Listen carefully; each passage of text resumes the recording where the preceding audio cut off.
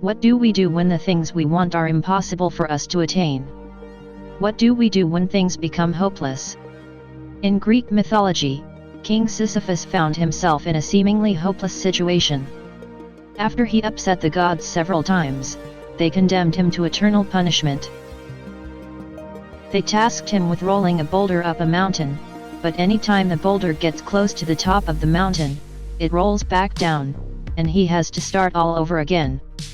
Accomplishing the task is futile.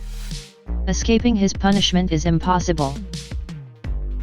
So it seems that Sisyphus is trapped in a hopeless situation. What can he do to overcome it? When things become hopeless, the wisest thing to do is to let go. And what must Sisyphus let go of?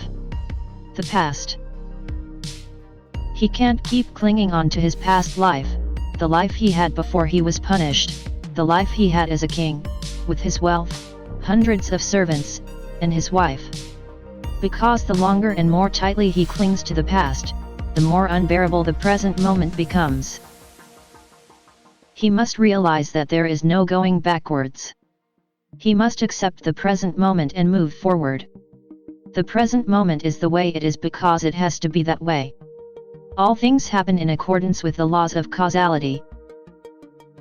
On planet Earth, if we throw a rock up, it must come back down, and by doing so, it conforms to the laws of cause and effect. And just as it is the rock's fate to come back down once it is thrown up, it is Sisyphus' fate to be where he is right now due to his past actions and circumstances in life. Once he sees that where he is where he must be, where he is meant to be as dictated by universal law, he can let go of the past and accept the present. And once he accepts the present, he can look towards the future. Sisyphus can set himself a new goal that gives meaning to the present moment. For example, maybe he sets the goal of being so muscular when he eventually gets out that his wife will hardly be able to recognize him.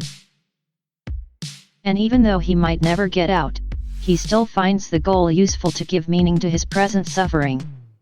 He finds the goal useful to give him hope. So he starts tracking the number of times he can lift the boulder up the mountain in a single day. Then he starts tracking the amount of time it takes him to roll the boulder up once. So every day he increases the number of times and speed with which he lifts the boulder up the mountain, causing him to get stronger and stronger each day. So by letting go of the past, accepting the present moment as fate, and setting a future goal that gives meaning to his present suffering, he regains a new sense of hope and joy. When Albert Camus, a French philosopher, analyzed this myth in his essay The Myth of Sisyphus, he concluded, "The struggle itself toward the heights is enough to fill a man's heart." One must imagine Sisyphus happy.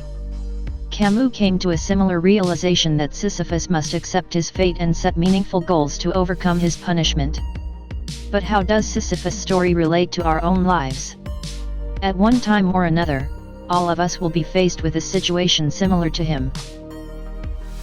Maybe someone close to us passes away, or we unexpectedly lose a limb in a car crash, and we find ourselves clinging to a past that is no longer attainable.